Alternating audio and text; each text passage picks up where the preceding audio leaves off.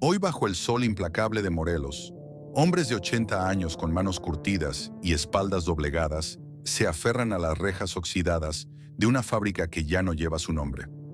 Miran en un silencio asfixiante las gigantescas chimeneas humeantes, sabiendo que cada gramo de azúcar que se muele allí adentro ahora enriquece a una corporación privada lejana.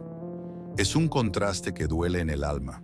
En la gloriosa década de 1950, el ingenio azucarero Emiliano Zapata de Zacatepec no era simplemente una planta industrial, era el corazón palpitante y soberano de más de 10.000 familias campesinas. Fue un coloso sin precedentes, entregado por el Estado directamente a las manos de quienes trabajaban la tierra. Generó tanta riqueza que no solo construyó hospitales y escuelas, sino que financió a los Cañeros, un equipo de fútbol legendario que hizo temblar a la primera división de todo México. Era el triunfo vivo y tangible de la Revolución Mexicana, pero la opulencia trajo consigo su propio veneno.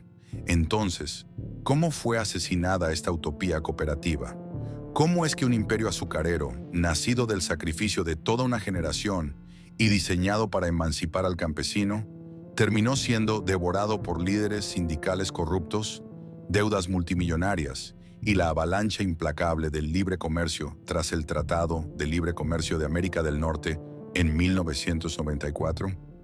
Acompáñanos a caminar por los cañaverales de Morelos, donde la esperanza fue vendida al mejor postor. Descubramos la fascinante y dolorosa verdad detrás de la trágica caída del ingenio de Zacatepec. El estado de Morelos, a finales de la década de 1930, era una tierra donde la sangre aún parecía latir bajo los surcos. Aquí, bajo este mismo sol abrasador y entre campos infinitos de caña verde, el general Emiliano Zapata había cabalgado y muerto por una promesa fundamental: la tierra es de quien la trabaja. Sin embargo, casi 2 décadas después del fin de la Revolución Mexicana, la realidad en las parcelas cañeras seguía siendo un eco amargo del pasado. Los campesinos, aunque liberados legalmente de la esclavitud formal de las antiguas haciendas porfirianas, vivían atrapados en una pobreza asfixiante, cultivando la tierra sin tener el control de la riqueza que producían sus manos callosas. El azúcar enriquecía a unos pocos, mientras el sudor era el único patrimonio de muchos. Fue en este escenario de promesas revolucionarias a medio cumplir donde emergió la figura histórica de Lázaro Cárdenas del Río. En 1938, el entonces presidente de México no solo buscaba la modernización industrial del país, buscaba una redención social profunda. Cárdenas comprendía con lucidez que entregar la tierra no era suficiente si los campesinos no controlaban también los medios de producción para transformar sus cosechas.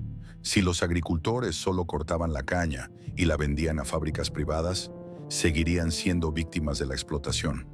Con una visión audaz y radical, el gobierno federal concibió un proyecto que desafiaba toda la lógica capitalista de la época: construir el ingenio azucarero más grande, moderno y tecnológicamente avanzado de América Latina, y entregarlo directamente a las manos de los trabajadores.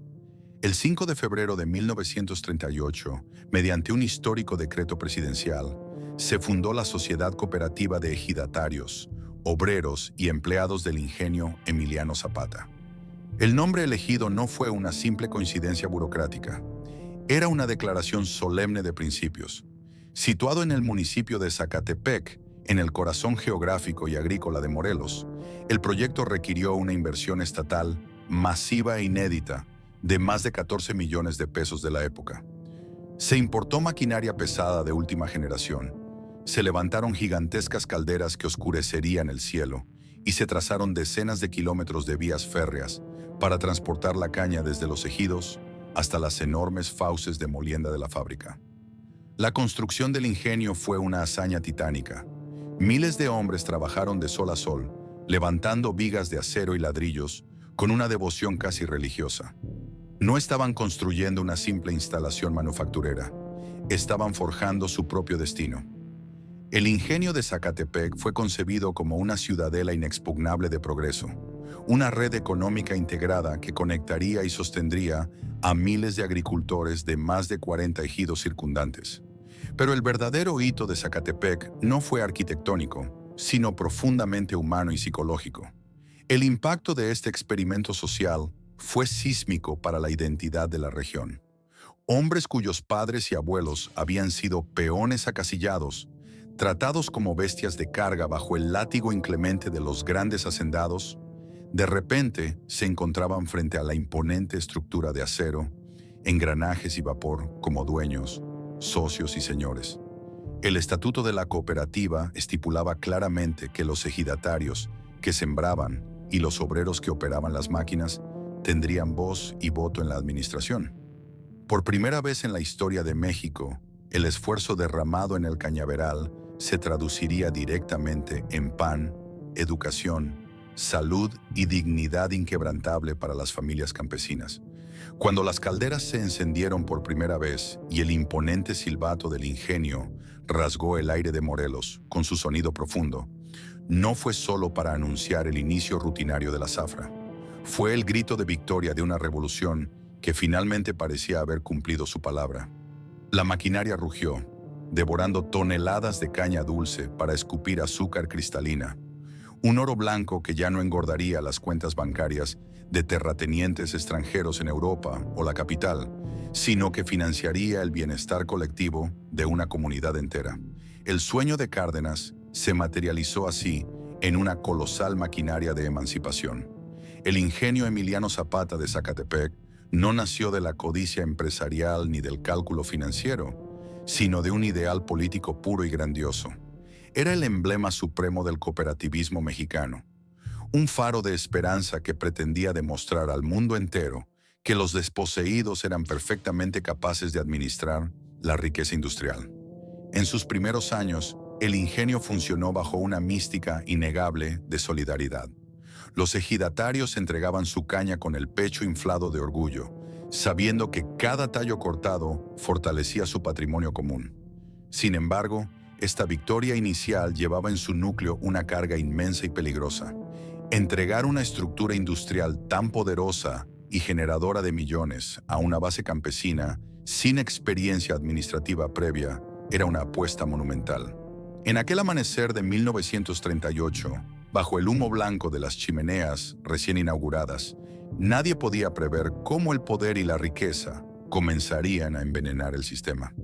Pero en ese instante perfecto de fundación, el gigante de Zacatepec era, sencillamente, el triunfo absoluto del pueblo.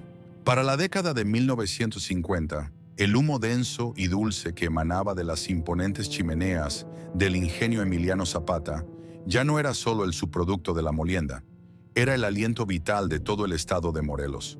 La fábrica había dejado de ser un simple proyecto gubernamental para convertirse en un coloso económico sin parangón en México, ostentando con orgullo el título del ingenio azucarero más grande y productivo de toda América Latina. Durante esta época dorada, que se extendería con fuerza a lo largo de las décadas de los 60 y 70, Zacatepec era una ciudad que se negaba a dormir. Las gigantescas calderas ardían día y noche durante los intensos meses de zafra, devorando ávidamente millones de toneladas de caña que llegaban de manera incesante. Una extensa y compleja red de ferrocarriles, impulsada por locomotoras humeantes y cientos de camiones de carga pesada, atravesaban los campos formando verdaderas venas de acero y asfalto que bombeaban la materia prima directamente hacia el corazón de acero de la fábrica. El éxito comercial del ingenio fue, en todos los sentidos, asombroso. El azúcar cristalina de altísima calidad y los rentables subproductos de la melaza que se producían en sus entrañas no solo abastecían el voraz mercado nacional, sino que generaban un flujo de capital monumental. Este inmenso capital transformó radicalmente la geografía física y el tejido social de la región entera. El ingenio operaba bajo una premisa que en la economía actual parecería una fantasía utópica inalcanzable. Las gigantescas ganancias no se fugaban hacia oscuras cuentas bancarias corporativas en el extranjero, ni enriquecían a un consejo de administración invisible, sino que se reinvertían de manera directa, rápida y tangible en la propia comunidad. De la noche a la mañana, campesinos que apenas unos años atrás sufrían de analfabetismo y explotación extrema, se vieron en la posición histórica de administrar presupuestos que rivalizaban con los de algunas capitales estatales. El paisaje estrictamente rural se transformó aceleradamente en una vibrante metrópoli industrial. Con los abundantes fondos de la cooperativa, se pavimentaron calles polvorientas que antes eran simples caminos de herradura, se introdujo el alumbrado público eléctrico y se construyó una sólida infraestructura urbana que elevó drásticamente el nivel de vida de la población. El ingenio financió íntegramente la construcción de clínicas comunitarias, un hospital moderno de primer nivel exclusivo para los trabajadores y sus familias, y decenas de escuelas públicas donde los hijos de los macheteros y obreros podían por primera vez en la historia de su linaje aspirar a un título universitario. Zacatepec se consolidó indiscutiblemente como el corazón de Morelos, un faro deslumbrante de prosperidad que atrajo a comerciantes, ingenieros especializados y trabajadores de todos los rincones del país buscando una vida mejor. Los días de pago, las calles aledañas a la imponente fábrica se convertían en una verdadera verbena popular, llenas de un bullicio ensordecedor, música y alegría. Los mercados locales rebosaban de productos de primera necesidad y artículos de lujo nunca antes vistos en la zona. Los cines de la ciudad agotaban sus entradas en cada función y la abundancia parecía un derecho inalienable, adquirido legítimamente por la sangre derramada durante la Revolución. El potente silbato del ingenio, que marcaba con rigor militar los 3 turnos de trabajo, dictaba el ritmo de la vida cotidiana, las horas de comida y el sagrado descanso de más de 10,000 familias. Ser cañero o empleado del ingenio Emiliano Zapata se transformó en un auténtico título de nobleza local, un símbolo innegable de estabilidad financiera, respeto absoluto y un orgullo social inquebrantable. Pero el testimonio más espectacular, mediático e inverosímil de esta riqueza desbordante, el símbolo definitivo y eterno de la era dorada de Zacatepec, no fue un monumental edificio gubernamental ni una colosal máquina de molienda de última generación, sino un equipo de fútbol profesional, financiado íntegra y generosamente por los masivos excedentes financieros de la cooperativa azucarera. Nació el Club Deportivo Zacatepec, cariñosamente idolatrado en todo el país como Los Cañeros. A principios de la década de 1950, el ingenio invirtió auténticas fortunas en construir el mítico estadio Agustín Coruco Díaz, una masiva fortaleza deportiva de concreto que se erigió estratégicamente justo a la sombra de las imponentes chimeneas de la fábrica, entrelazando para siempre el deporte de élite con el sudor del trabajo industrial. El equipo de fútbol no era de ninguna manera un mero pasatiempo dominical para entretener a los obreros. Era el poderoso brazo emocional, cultural e identitario del ingenio. Los cañeros vistieron orgullosamente de verde y blanco, los colores vibrantes de los infinitos cañaverales y el azúcar puro, y lograron la hazaña histórica de ascender rápidamente a la primera división del fútbol mexicano. Y no solo se limitaron a competir modestamente para mantener la categoría, dominaron la Liga Nacional con una autoridad apabullante. Con el respaldo económico prácticamente inagotable de las calderas azucareras, el equipo contrató a grandes y costosas figuras, ganando 2 campeonatos de liga en la década de los 50, 2 Copas México y un prestigioso trofeo de campeón de campeones. Cuando el Zacatepec jugaba como local, la inmensa fábrica entera parecía detener su respiración. El rugido ensordecedor de la apasionada afición en las gradas repletas del Coruco Díaz se mezclaba en el aire denso con el agudo silbato del ingenio, creando una sinfonía perfecta de triunfo obrero que resonaba en todos los rincones de la República.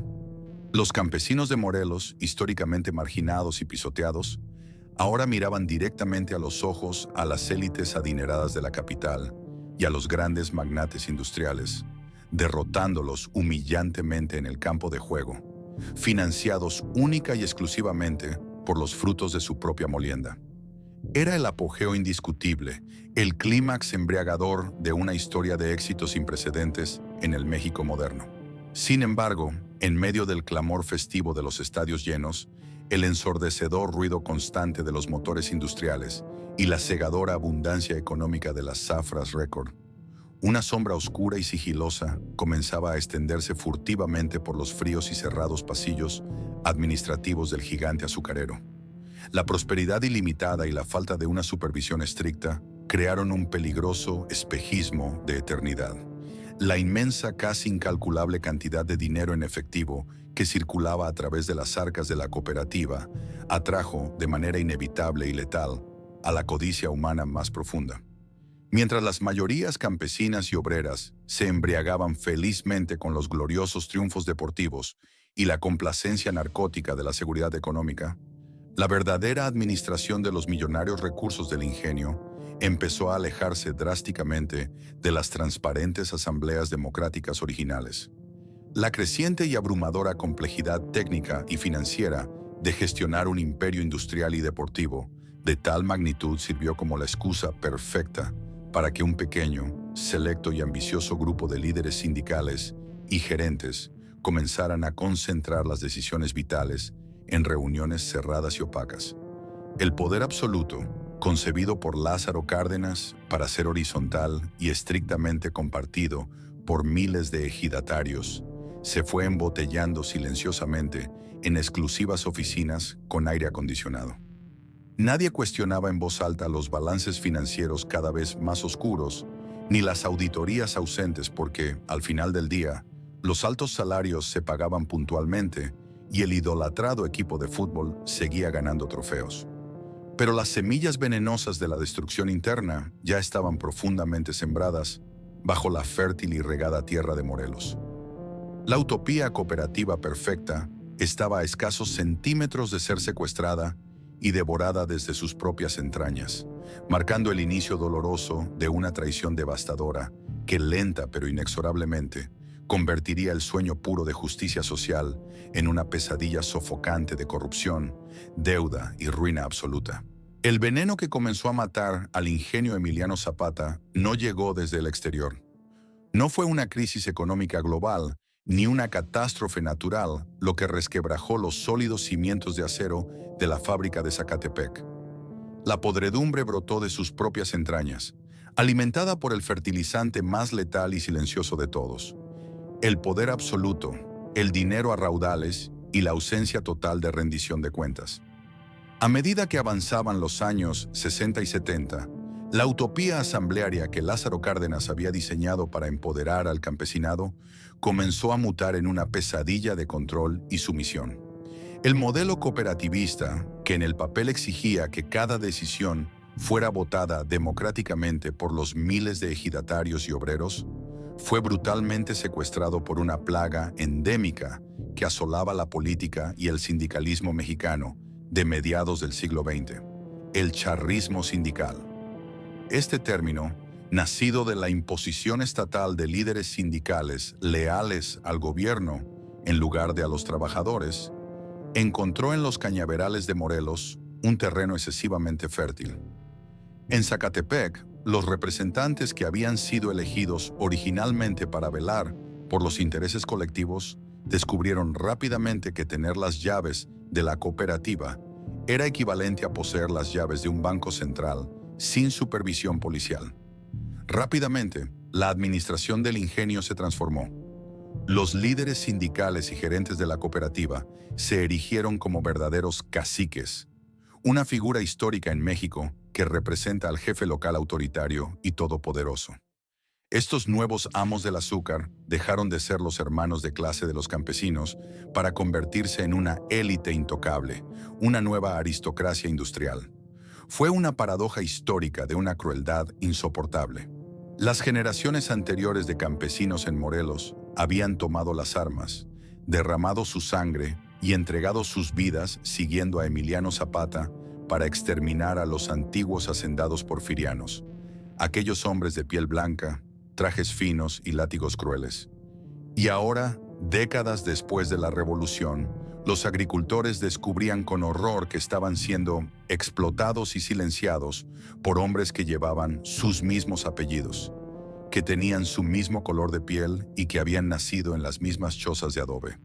El opresor ya no venía de la capital o del extranjero. El opresor compartía su sangre y comía en su misma mesa. Las asambleas generales de la cooperativa, que en los primeros años del ingenio eran vibrantes foros de debate y hermandad, se transformaron en grotescas obras de teatro guionizadas. Cuando los campesinos eran convocados a las reuniones, encontraban los accesos flanqueados por hombres armados, los temidos golpeadores, contratados por la dirigencia sindical para intimidar a cualquier voz disidente. Las votaciones se hacían a mano alzada bajo la mirada amenazante de los caciques. Quien se atrevía a cuestionar los oscuros balances financieros, los gastos exorbitantes o la misteriosa desaparición de los fondos de reserva, era inmediatamente marcado como un traidor al sindicato y al progreso. El control de estos nuevos caciques era asfixiante y total. No solo gobernaban la maquinaria de la fábrica, sino que dictaban el destino de cada familia cañera. Controlaban la distribución de los créditos agrícolas, el acceso a los fertilizantes subsidiados, la asignación de los camiones de carga y los vitales turnos para la molienda de la caña. Si un ejidatario caía en desgracia con la cúpula sindical, misteriosamente sus solicitudes de préstamo eran denegadas, o peor aún, su caña madura se quedaba pudriéndose en el campo bajo el sol inclemente, ya que ningún camión del ingenio pasaba a recogerla. El miedo, ese viejo fantasma que se creía desterrado de Morelos tras la victoria revolucionaria, volvió a cabalgar libremente entre los verdes pasillos de los cañaverales. El contraste visual y social se volvió un insulto diario para la clase trabajadora. Mientras los agricultores continuaban rompiéndose la espalda en jornadas extenuantes de 12 horas bajo un calor de 40 grados, con las manos llenas de ampollas y el rostro tiznado por la ceniza de la zafra, los caciques sindicales pavoneaban su riqueza recién adquirida con una impunidad descarada. Paseaban por las calles pavimentadas de Zacatepec en ostentosas camionetas del año, custodiados por guardaespaldas privados. Frecuentaban restaurantes de lujo, enviaban a sus hijos a estudiar a universidades privadas en el extranjero y construían inmensas mansiones amuralladas que se alzaban como monumentos a la traición, burlándose de la pobreza persistente en las zonas ejidales periféricas. La estructura del ingenio Emiliano Zapata ya no era una red horizontal de apoyo mutuo. Se había convertido en un embudo gigante y perverso, meticulosamente diseñado para exprimir la riqueza de los más débiles y canalizarla hacia las cuentas bancarias de unos pocos elegidos. El tejido social de la región, antes unido por el orgullo y la esperanza, comenzó a desgarrarse irremediablemente. Bajo la superficie de aquel corazón de Morelos, que seguía latiendo a ritmo de molienda y celebrando triunfos futbolísticos, la presión interna aumentaba minuto a minuto, como el vapor abrasador en una caldera cuyas válvulas de seguridad habían sido deliberadamente soldadas. El gran sueño de Lázaro Cárdenas no estaba muriendo de viejo, estaba siendo asesinado a sangre fría desde sus propias oficinas de gerencia. La traición política de los caciques sindicales, descrita en los años anteriores, necesitaba, para sostener sus lujos y excesos, de un mecanismo financiero de extracción constante. El saqueo del ingenio Emiliano Zapata no se realizó mediante un espectacular robo a mano armada en las bóvedas de un banco a medianoche. Fue un desfalco silencioso, sistemático y diario, ejecutado a plena luz del día y frente a los ojos cansados de los propios trabajadores. La maquinaria de la corrupción operaba con una precisión quirúrgica, diseñada para extraer hasta la última gota de rentabilidad del sudor ajeno. El epicentro del dolor y la estafa diaria era la báscula. Físicamente, era una inmensa plataforma de metal situada en la entrada principal del ingenio, donde los pesados camiones cargados de caña debían detenerse antes de vaciar su contenido en los molinos. Para el campesino, ese momento era el veredicto final tras un año entero de trabajo bajo el sol abrasador, de deudas contraídas para comprar fertilizantes y de noches sin dormir rezando para que no cayeran plagas. El ejidatario sabía, por la altura y la densidad de la carga, que su camión llevaba unas 10 toneladas de caña dulce. Sin embargo, al recibir el recibo impreso de manos del operario de la báscula, un hombre leal al sindicato corrupto, el papel dictaba fríamente que solo había entregado 7 toneladas. La máquina no miente. Era la respuesta fría y cortante que recibían las quejas.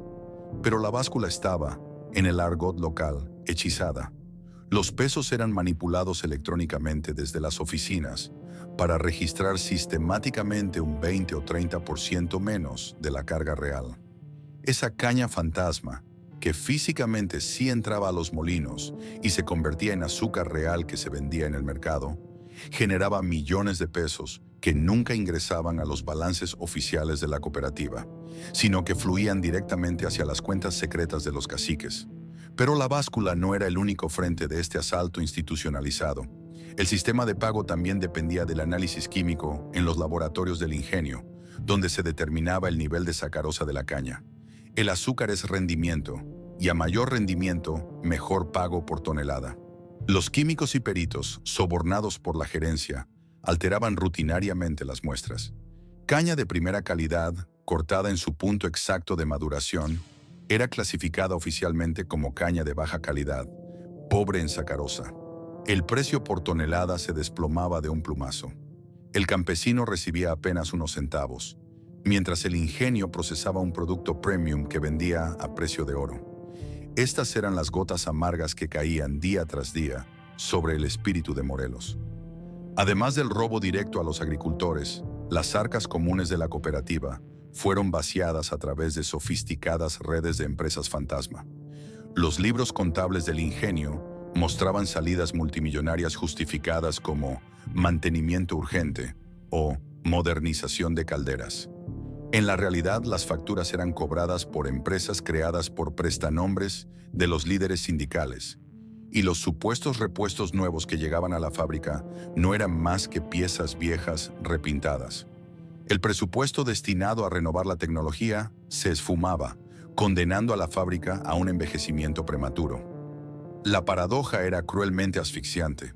El ingenio que había sido creado para liberar al campesino lo estaba hundiendo en un ciclo de pobreza. Los agricultores, a quienes se les pagaba una miseria por su cosecha mutilada en la báscula, no podían cubrir sus costos de producción y se veían obligados a pedir préstamos a la propia caja de crédito de la cooperativa, a tasas de interés altísimas impuestas por los mismos caciques que les robaban. Era el retorno fantasmal de la tienda de raya del porfiriato, aquel sistema de esclavitud por deuda, operando bajo el escudo hipócrita del cooperativismo revolucionario. La desesperación al final encontró su voz. Los susurros de descontento que durante años se habían ahogado en las cantinas locales comenzaron a transformarse en gritos de exigencia. A finales de la década de los 80, estallaron las primeras huelgas significativas. Pequeños grupos de agricultores valientes, empujados al límite del hambre, cruzaron sus tractores en las puertas del ingenio, paralizando temporalmente la entrada de caña y exigiendo una auditoría externa e imparcial a las básculas y a los laboratorios. Pero el sistema corrupto tenía anticuerpos letales. Las protestas fueron reprimidas con una mezcla de cooptación y violencia despiadada. Los líderes disidentes más vocales fueron misteriosamente comprados con puestos administrativos bien remunerados, traicionando a sus compañeros de la noche a la mañana. Y cuando el soborno no funcionaba, aparecían los esquiroles armados con palos y machetes, o directamente la policía estatal, que intervenía con gases lacrimógenos bajo el pretexto de mantener el orden público y proteger la industria nacional. Las protestas eran sofocadas, los tractores retirados a la fuerza y la molienda se reanudaba, pero la herida estaba abierta e infectada. Para principios de la década de los 90, el ingenio de Zacatepec era un gigante enfermo. Su imponente fachada de acero y humo seguía dominando el horizonte, pero en su interior, las cuentas estaban vacías. La maquinaria estaba obsoleta por la falta de inversión real, y el pacto social con los campesinos estaba completamente roto. El coloso cooperativo había sido vaciado desde adentro, dejándolo en la posición más débil posible, justo en el instante histórico en que la tormenta económica más devastadora del siglo se cernía oscura y amenazante sobre el cielo de México. A principios de la década de 1990, el ingenio Emiliano Zapata era, en la práctica, una inmensa fortaleza de papel. Su imponente estructura de hierro y concreto seguía proyectando una sombra gigantesca sobre el municipio de Zacatepec, pero sus cimientos financieros y morales habían sido devorados por décadas de corrupción sindical y saqueo sistemático. A pesar de su fragilidad interna, la fábrica lograba sobrevivir tambaleándose gracias a un ecosistema económico nacional altamente protegido, donde el Estado imponía aranceles a las importaciones y garantizaba la compra del azúcar mexicano. Sin embargo, el mundo exterior estaba cambiando a una velocidad vertiginosa y una tormenta de proporciones apocalípticas se gestaba en los escritorios de Washington y la Ciudad de México, muy lejos del lodo y el sudor de los cañaverales. El 1 de enero de 1994 marcó un punto de inflexión irreversible en la historia de México.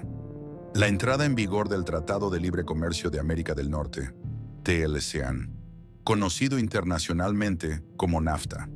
Para la élite tecnócrata del gobierno federal, el tratado representaba el boleto de entrada definitivo al primer mundo, una promesa reluciente de modernización y competitividad global.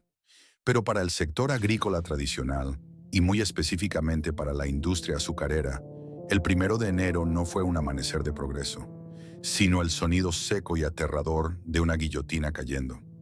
La premisa del libre comercio exigía competir en igualdad de condiciones, pero la realidad era una asimetría brutal.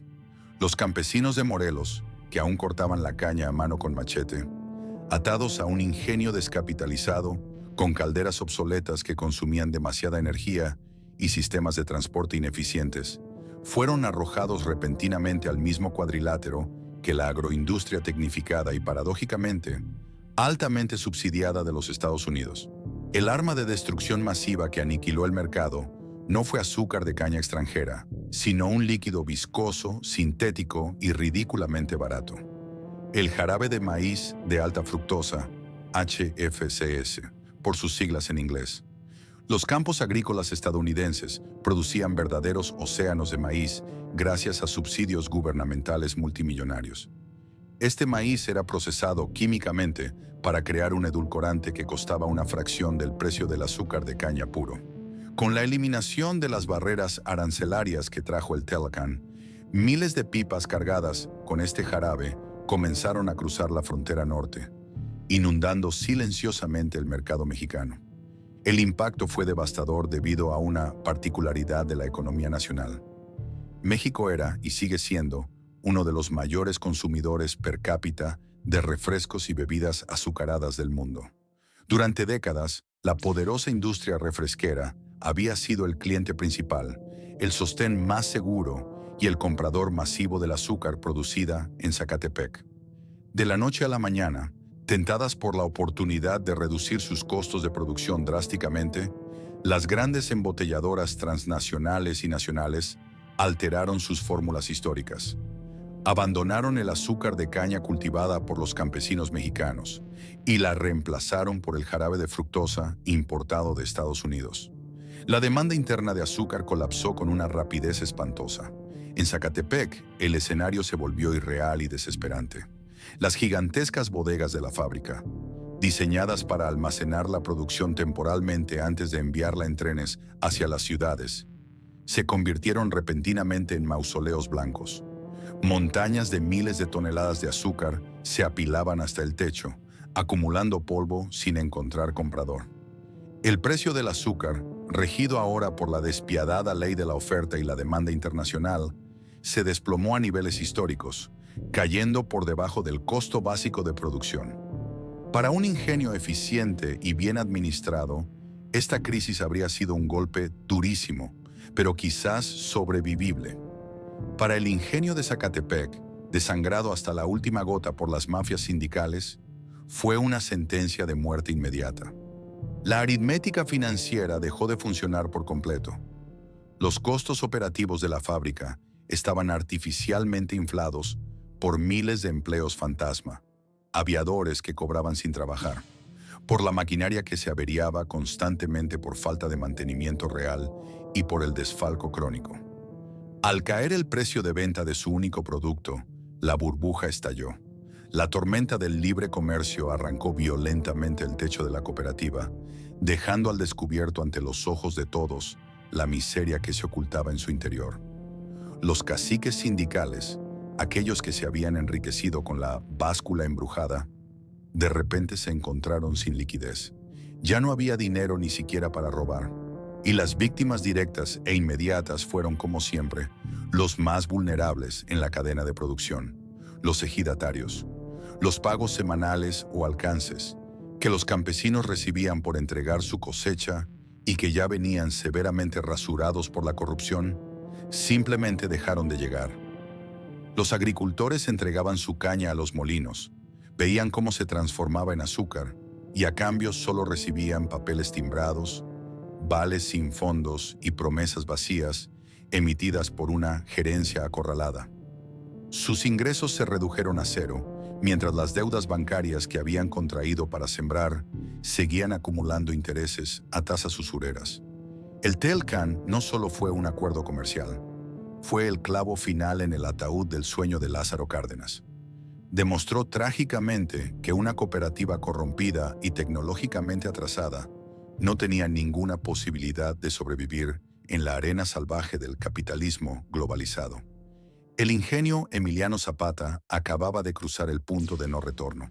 Con los almacenes llenos de azúcar sin valor, las cuentas bancarias vacías y la furia de miles de campesinos hambrientos creciendo en las calles, la gran máquina de Morelos se preparaba para entrar en su fase terminal. La lenta y agónica asfixia de la deuda total. La asfixia financiera del ingenio Emiliano Zapata no fue una muerte súbita. Fue una agonía prolongada, oscura y profundamente humillante. Tras el impacto brutal del libre comercio y el colapso de los precios del azúcar, la fábrica de Zacatepec se encontró de repente operando en un vacío absoluto de liquidez. Las cuentas bancarias de la cooperativa, que alguna vez desbordaron con los ingresos de Zafras Record y financiaron campeonatos de fútbol, ahora solo mostraban números rojos escalofriantes. Sin embargo, la inercia de una maquinaria tan colosal es difícil de detener, y el ingenio continuó operando como un gigante zombie, consumiendo recursos que ya no tenía y cavando su propia tumba a base de pagarés y promesas vacías. Durante décadas, la ineficiencia y la corrupción de los líderes sindicales habían sido enmascaradas por un factor fundamental: el paternalismo del Estado mexicano. Históricamente, cada vez que las cuentas del ingenio no cuadraban debido a los desfalcos sistemáticos, el gobierno federal intervenía como un prestamista de última instancia. Se inyectaban rescates financieros millonarios, se condonaban impuestos y se reestructuraban pasivos bajo la justificación política de proteger la paz social en Morelos. Pero en la segunda mitad de la década de 1990, las reglas del juego habían cambiado para siempre. La nueva doctrina económica neoliberal dictaba que el Estado debía retirarse de la industria. El gobierno cerró abruptamente la llave de los subsidios. El salvavidas desapareció, dejando a la cooperativa sola en medio de un océano de deudas. Sin el respaldo gubernamental y con los ingresos pulverizados, la infraestructura física del ingenio comenzó a devorarse a sí misma. Físicamente, la fábrica de Zacatepec se convirtió en un reflejo exacto y deprimente de sus libros contables. Las calderas, que durante años no habían recibido mantenimiento real porque los fondos destinados a ello habían sido robados mediante empresas fantasma, comenzaron a fallar con una frecuencia alarmante. Las gigantescas tuberías de vapor presentaban fugas constantes que los obreros intentaban remendar desesperadamente con parches temporales. El óxido, como un cáncer de acero, comenzó a devorar las centrífugas, los molinos y los kilómetros de vías férreas. La eficiencia de extracción de azúcar cayó en picada, lo que significaba que se necesitaba moler aún más caña y gastar más combustible para producir la misma cantidad de azúcar, encareciendo aún más un producto que el mercado ya no quería comprar. Pero la verdadera tragedia, el daño más profundo e irreparable, no se estaba gestando en los hierros retorcidos de las calderas, sino en las mesas de las familias campesinas. El ingenio entró en una espiral de endeudamiento tóxico sin precedentes, y sus principales acreedores no eran los bancos internacionales, sino sus propios dueños nominales, los ejidatarios. Debido a la falta de liquidez, la administración de la cooperativa dejó de pagar los alcances, las liquidaciones finales, por la caña entregada. Al principio los retrasos fueron de semanas, luego se convirtieron en meses y finalmente en años. Millones de pesos en trabajo y sudor campesino quedaron congelados en vales de papel sin ningún valor real. Los agricultores, que habían entregado religiosamente sus cosechas, confiando en la institución que ellos mismos habían fundado, se encontraron de repente en la indigencia total. No tenían dinero para comprar comida, para enviar a sus hijos a la escuela, ni mucho menos para comprar los fertilizantes necesarios para la siguiente siembra. Esta desesperación forzó a los campesinos a caer en una trampa de deuda perfectamente diseñada y perversa. Para poder sobrevivir, los ejidatarios se vieron obligados a solicitar préstamos personales de emergencia. ¿Y a quién acudían? Irónicamente, a la propia caja de crédito de la cooperativa o a prestamistas locales que, en muchos casos, operaban con el dinero que los mismos caciques sindicales habían saqueado previamente del ingenio. Los agricultores estaban pidiendo prestado su propio dinero robado, a tasas de interés exorbitantes, hipotecando sus parcelas y su futuro solo para poder comer. El nudo corredizo de la deuda se apretaba un poco más cada día alrededor del cuello de Morelos. Mientras el barco se hundía irremisiblemente bajo el peso de una deuda multimillonaria, las ratas fueron las primeras en abandonar la cubierta. Los caciques sindicales, aquellos gerentes y líderes charros que se habían paseado por las calles de Zacatepec en camionetas de lujo durante los años de bonanza, que habían manipulado las básculas y desviado los presupuestos, comenzaron un éxodo silencioso y cobarde. Aprovechando sus conexiones políticas, muchos de ellos obtuvieron cargos en el gobierno estatal o federal, blindándose con inmunidad burocrática.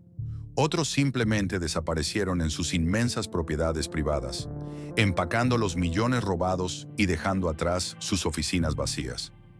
El abandono fue la última bofetada.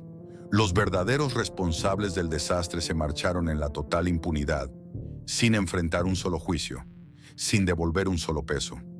Atrás, bajo la sombra de unas chimeneas que tosían un humo negro y enfermo, quedaron miles de obreros sin salario y miles de campesinos con las manos vacías y los bolsillos llenos de pagarés inútiles. Para finales de la década de los 90, la situación en Zacatepec había superado el umbral de la crisis financiera para convertirse en una auténtica emergencia humanitaria. El ingenio Emiliano Zapata, aquel gigante que nació del sueño puro de la revolución para liberar a los oprimidos, yacía ahora en el suelo, atado por cadenas de deudas impagables, humillado y traicionado desde adentro. La tristeza y la frustración que durante años habían habitado en las casas de adobe de los ejidatarios se estaban transformando rápidamente en una emoción mucho más volátil y peligrosa. El silencio de la sumisión se había agotado. El aire caliente de los cañaverales comenzaba a oler a pólvora y desesperación. La chispa de la furia estaba a punto de encenderse. El cambio de milenio trajo consigo un aire espeso y sofocante a los campos de Morelos. La sumisión silenciosa, esa mezcla de lealtad institucional y miedo paralizante que había mantenido a raya a los campesinos durante las últimas décadas, finalmente se fracturó. Cuando el hambre entra por la puerta, la paciencia huye por la ventana. Los miles de ejidatarios, con los bolsillos llenos de pagarés inútiles, las parcelas embargadas por deudas y los estómagos vacíos de sus hijos, como recordatorio diario de la traición, entendieron que ya no tenían absolutamente nada que perder. La utopía cooperativa se había convertido en un campo de exterminio financiero, y el único camino que les quedaba era la rebelión. A finales de la década de los 90 y principios de los años 2000, el paisaje sonoro de Zacatepec experimentó una transformación radical. El profundo y rítmico silbato de la fábrica, que alguna vez simbolizó el orgullo del trabajo productivo, fue ahogado por un ruido mucho más áspero y gutural, el rugido simultáneo de cientos de tractores viejos y oxidados encendiendo sus motores. Desde los más de 40 ejidos que rodeaban el ingenio, verdaderas caravanas de acero agrícola comenzaron a marchar hacia el centro del municipio, no para entregar caña, sino para exigir justicia. Fue un asedio en toda la regla. Los campesinos utilizaron su propia maquinaria de trabajo para bloquear cada una de las inmensas puertas de hierro del ingenio Emiliano Zapata. Las gigantescas llantas de los tractores se entrelazaron, formando barricadas impenetrables. Ningún camión de carga podía entrar, ninguna onza de azúcar podía salir.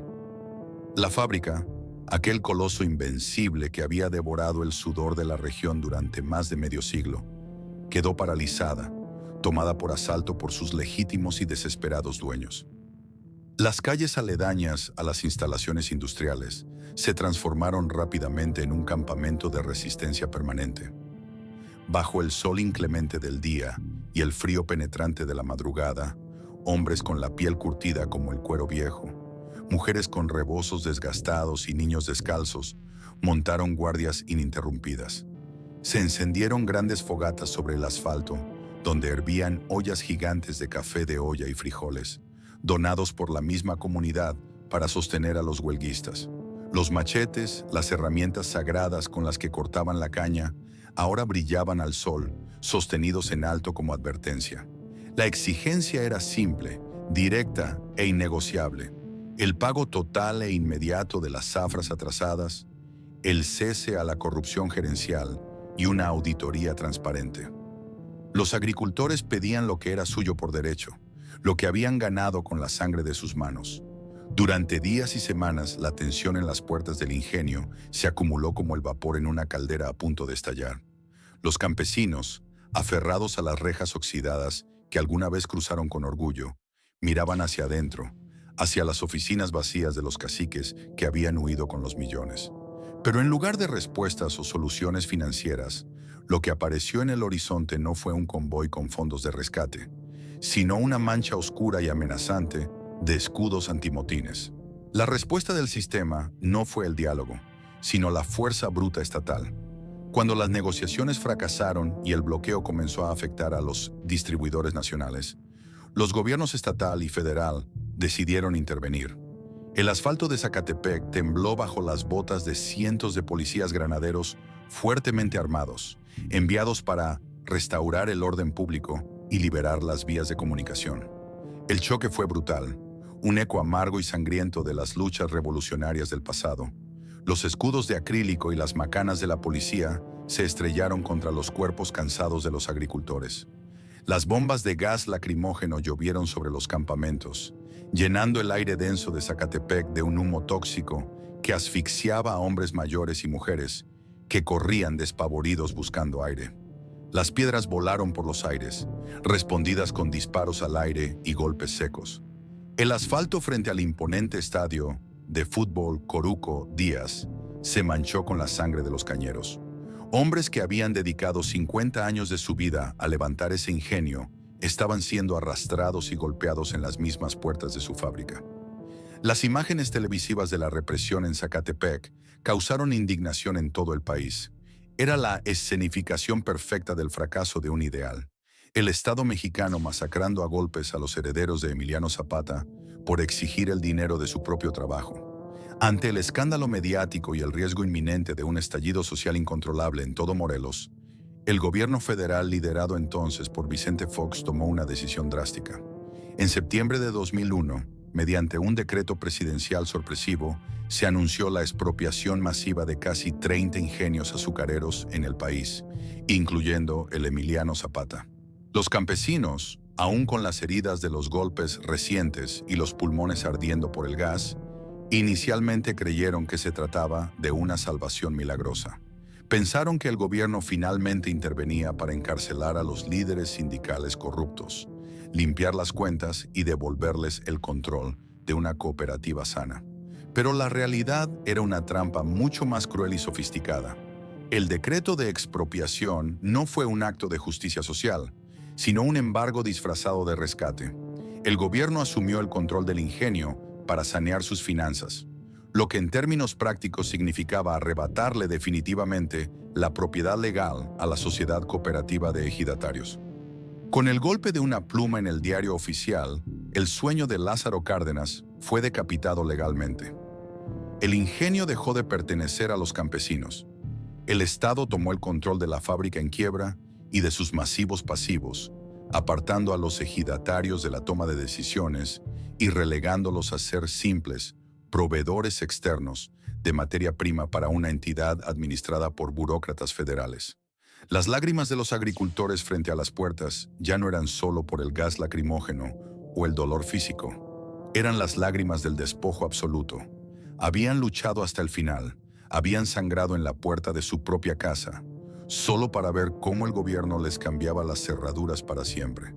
El camino hacia el final estaba trazado, y la gran maquinaria de Zacatepec se preparaba para su último suspiro. El día que la utopía campesina murió, definitivamente no hubo estallidos revolucionarios, ni disparos, ni grandes discursos políticos en la plaza pública.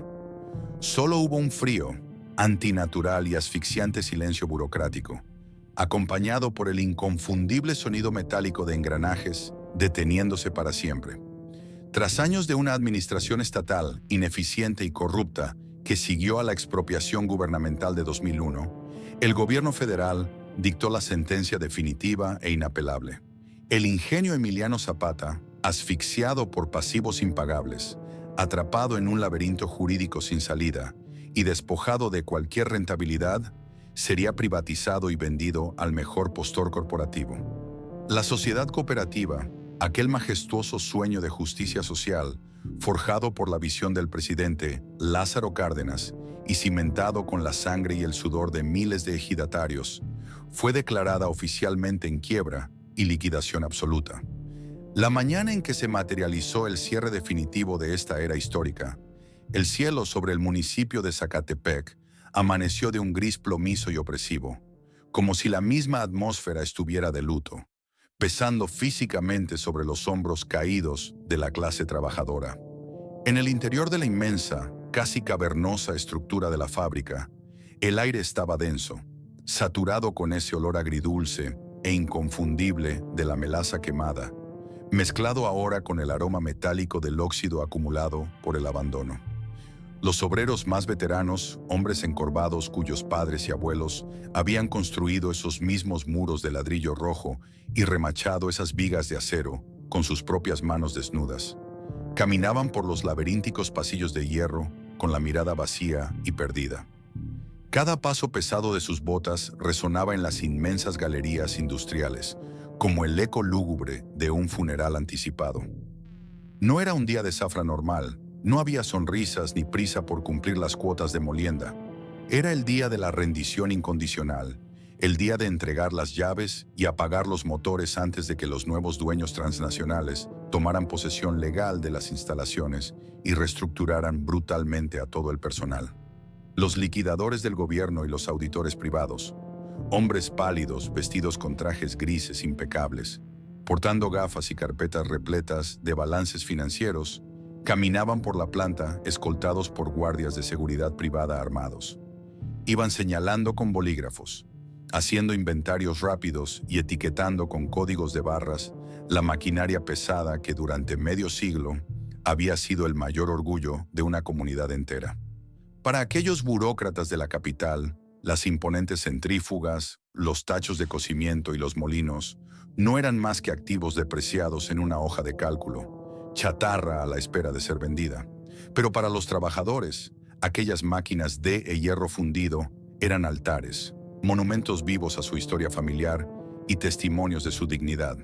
El cese de operaciones fue un proceso de muerte lenta y metódica. El silencio mortal comenzó a propagarse por el recinto industrial como un gas paralizante e invisible. Primero, en el exterior, se detuvieron las gigantescas grúas tipo Caimán que durante décadas habían descargado incesantemente la caña de los camiones hacia los patios de alimentación.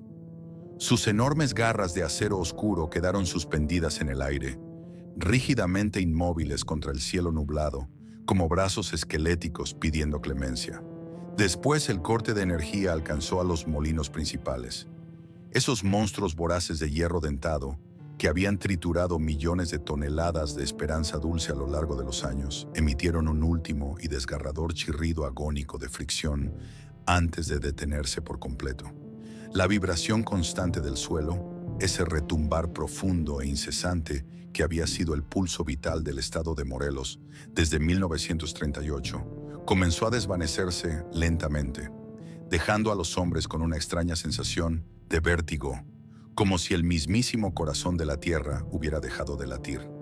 El golpe emocional más devastador, el que quebró el espíritu de los hombres más fuertes de Zacatepec, llegó en el área profunda de las calderas. Allí, En el vientre oscuro y abrasador de la bestia industrial operaban los mecánicos y fogoneros más experimentados de toda la región.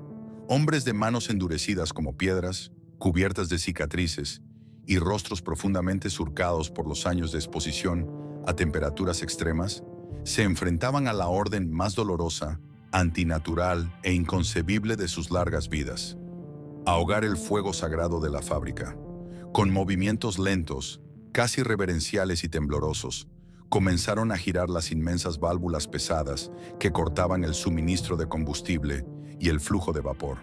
El rugido furioso y sordo de la combustión a alta presión, ese sonido abrumador que durante más de 60 años había significado vida, abundancia económica, progreso social y los míticos campeonatos de fútbol del equipo Los Cañeros, se fue apagando gradualmente hasta convertirse en un débil, patético y moribundo siseo. El vapor sobrecalentado escapó por las válvulas de purga del techo con un silbido agudo y melancólico, sonando exactamente como el último y prolongado aliento de una criatura mitológica que se rinde ante la muerte. El metal grueso de las calderas, al comenzar a perder calor de manera acelerada, empezó a contraerse en la penumbra de la nave industrial, emitiendo crujidos secos y escalofriantes. Las lágrimas, silenciosas, calientes y amargas, comenzaron a resbalar incontrolablemente por las mejillas manchadas de hollín y ceniza de los viejos caldereros. Esos hombres recios no lloraban por el inminente desempleo o la pobreza que se avecinaba. Lloraban por la aniquilación absoluta de su identidad, por el robo de su herencia. Sabían con una certeza desgarradora que estaban desconectando con sus propias manos el soporte vital del corazón de Morelos. Y entonces, en medio de la pesadez de ese luto colectivo, llegó el instante final y definitivo. Justo a las 12 del mediodía, el jefe del último turno, un hombre canoso con 35 años de servicio a sus espaldas, se acercó a la estación de control principal. Con la mano derecha temblorosa, aferró la pesada palanca del silbato de vapor del ingenio y la tiró hacia abajo con todas sus fuerzas.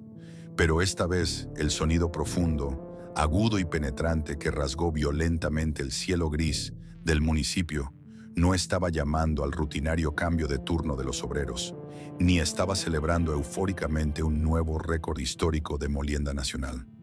Fue un lamento largo, sostenido, lúgubre y desgarrador, que reverberó en cada cerro, en cada campo ejidal y en cada rincón del valle. En las calles polvorientas del pueblo, la vida cotidiana se paralizó instantáneamente. Las mujeres salieron a los portales de sus casas, secándose las manos en los delantales. Los comerciantes bajaron respetuosamente las cortinas metálicas de sus negocios, y los niños en las escuelas dejaron de jugar en los patios, mirando hacia arriba asustados. Todos, sin excepción, sabían exactamente lo que significaba ese terrible sonido. Era la marcha fúnebre del cooperativismo mexicano, el grito de agonía de la revolución siendo enterrada bajo el peso del capital. Cuando el eco doloroso del silbato finalmente se disipó entre las montañas circundantes, fue reemplazado de inmediato por un silencio ensordecedor, abrumador y completamente antinatural. Un silencio lúgubre que el pueblo de Zacatepec no había experimentado en más de medio siglo. Los trabajadores, uno a uno, formaron una procesión fantasmal y comenzaron a abandonar las inmensas instalaciones. Salieron por las majestuosas puertas de hierro forjado con las cabezas bajas, arrastrando las pesadas botas de trabajo contra el asfalto, dejando atrás, apilados en las mesas, sus cascos amarillos, sus guantes gastados y sus herramientas de toda la vida. Al cruzar por última vez el gran umbral de acceso, muchos voltearon sobre sus hombros para mirar hacia lo alto, hacia las colosales chimeneas de concreto.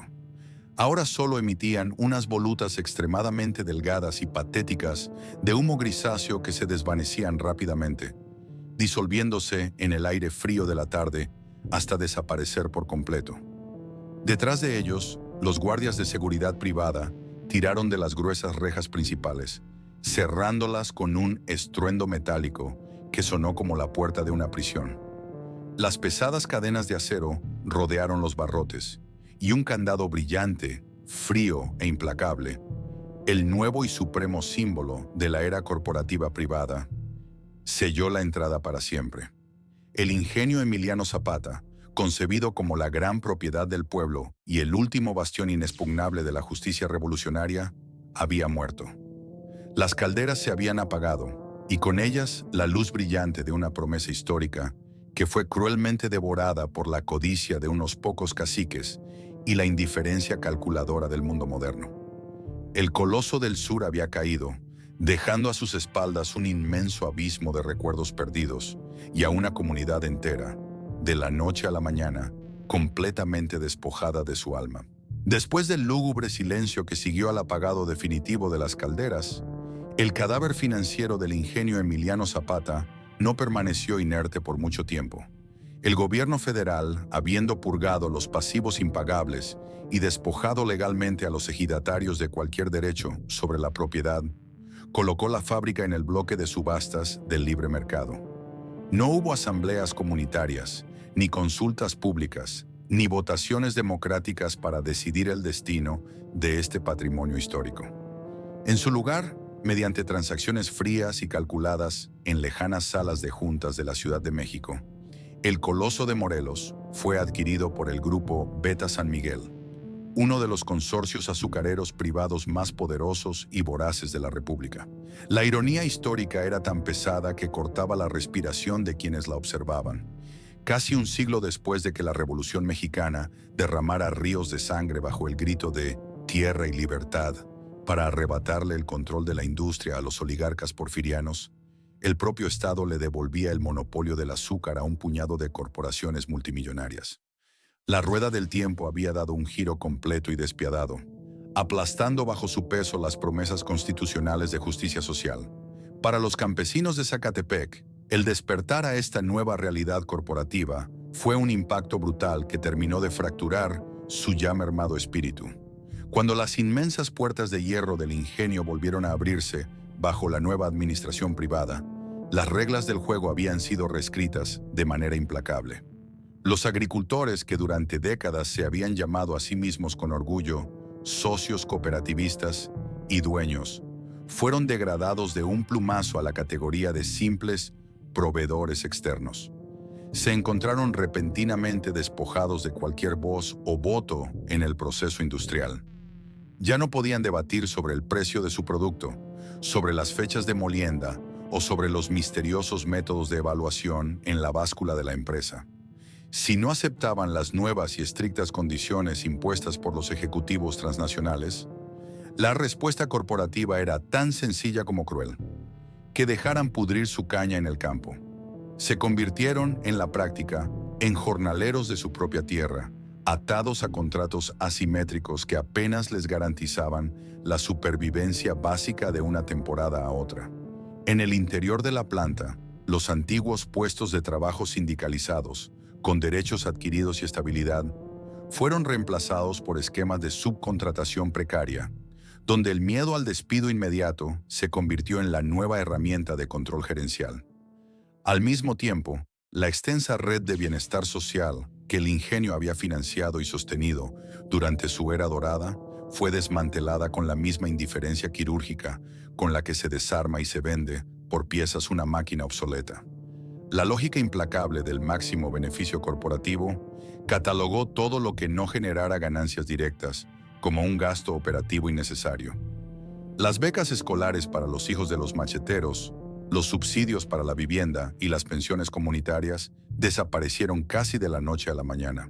La mística protectora de la solidaridad fue sustituida por el frío cálculo de los márgenes de utilidad. Pero quizás la mutilación simbólica más dolorosa y visible de esta herencia vendida fue el trágico destino del alma deportiva de la región, el Club Deportivo Zacatepec, el mítico equipo de los Cañeros, que durante décadas había encendido la pasión del pueblo con triunfos pagados por el sudor agrícola, fue arrancado sin contemplaciones de las manos de su afición original. Al privatizarse el ingenio, el club perdió su inagotable fuente de financiamiento cooperativo. La franquicia histórica fue tratada como cualquier otra mercancía, vendida, comprada, trasladada a otras ciudades por políticos de turno e inversionistas ajenos, y despojada de su identidad esencial. El gigantesco estadio Coruco Díaz continuó de pie, pero la verdadera magia se había evaporado de sus gradas. Los colores verde y blanco ya no representaban la victoria y la soberanía de la clase obrera. Se habían reducido a un simple logotipo comercial, una marca nostálgica explotada por terceros.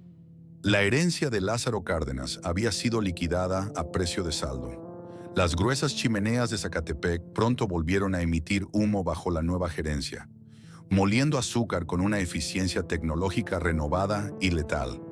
Pero el alma intrínseca de la fábrica había sido extirpada para siempre.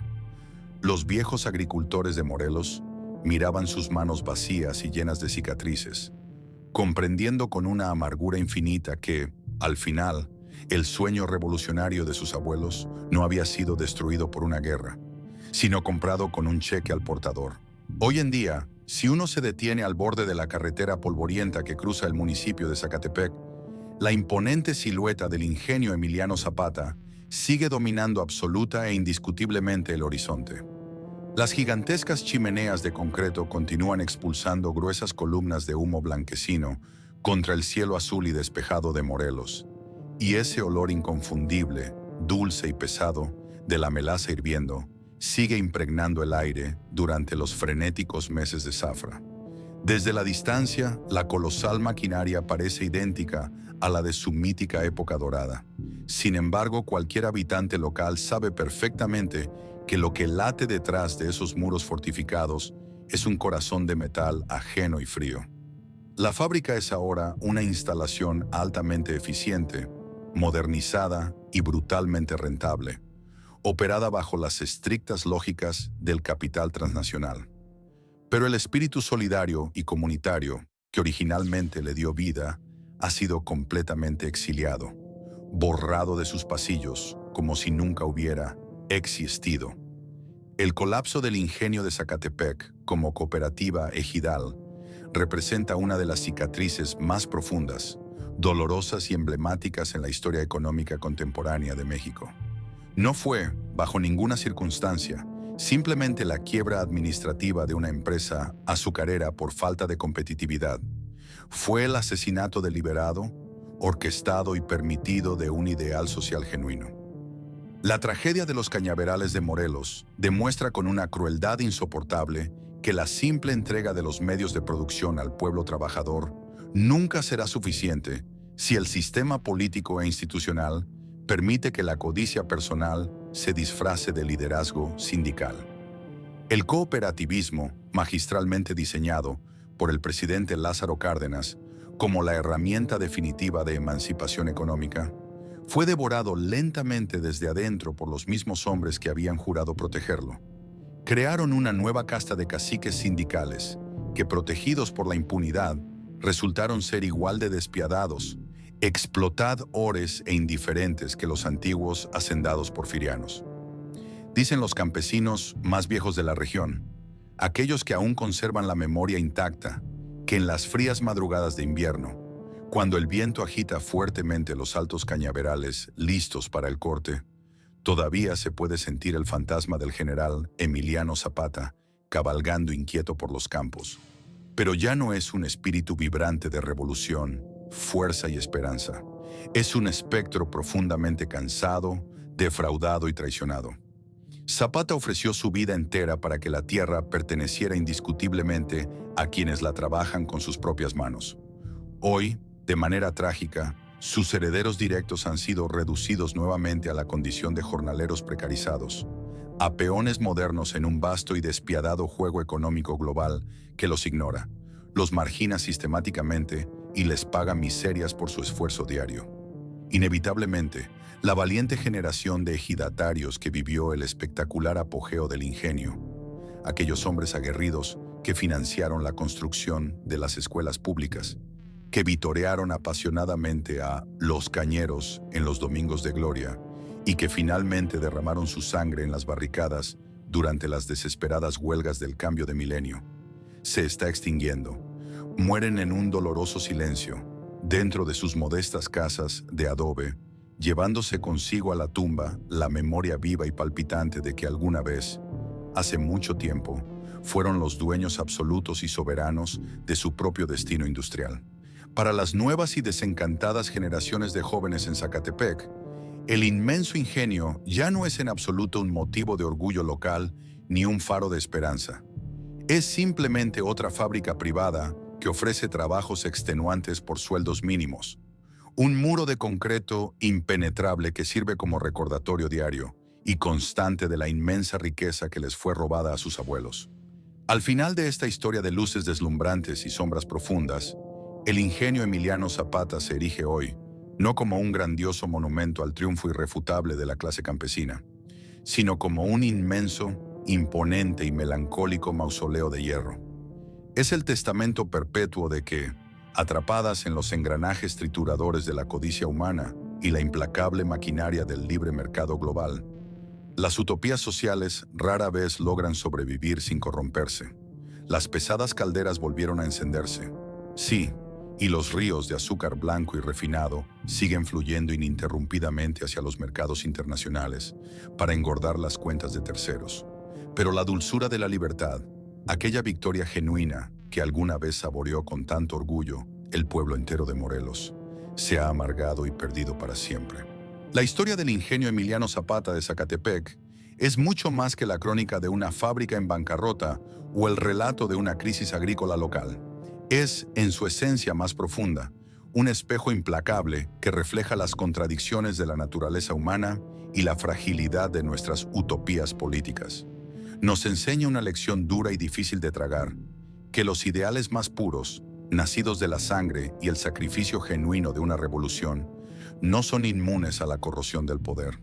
La verdadera tragedia de Morelos no radica únicamente en que las calderas se apagaran o que la maquinaria fuera vendida al capital privado. La tragedia más dolorosa es que el coloso fue devorado desde sus propias entrañas por aquellos que debían protegerlo. Esta historia demuestra que cuando la riqueza abunda y no existen mecanismos estrictos de transparencia, los antiguos oprimidos pueden transformarse rápidamente en los nuevos opresores. El cooperativismo, que prometía ser la salvación definitiva y la emancipación del campesinado mexicano, fracasó no por una incapacidad técnica de los trabajadores, sino por la eterna codicia de unos pocos caciques sindicales y la embestida de un libre mercado global diseñado para triturar a los más vulnerables. Hoy, los inmensos cañaverales de Morelos siguen meciéndose bajo el sol ardiente, pero ya no susurran historias de independencia y soberanía ejidal. Susurran advertencias. Nos recuerdan que el progreso social verdadero requiere vigilancia constante y que el poder absoluto, ya sea que repose en las manos de un dictador, de una corporación transnacional o de un sindicato obrero, siempre termina cobrándose su precio más alto en el sudor de los más débiles. ¿Qué opinas sobre el trágico destino del ingenio de Zacatepec? ¿Crees que un modelo cooperativo puro puede sobrevivir en la actual era de la globalización corporativa o está inevitablemente condenado a corromperse desde adentro? Déjanos tu reflexión en la caja de comentarios. Nos encantaría leer tu perspectiva sobre este monumental pedazo olvidado de la historia industrial. Si este documental te ha hecho pensar y valorar las cicatrices que el tiempo intenta borrar, te invitamos a suscribirte al canal y compartir este video. Tu apoyo nos ayuda enormemente a seguir investigando y trayendo a la luz las crónicas de esos imperios caídos que en silencio construyeron el mundo que hoy habitamos. Hasta la próxima historia.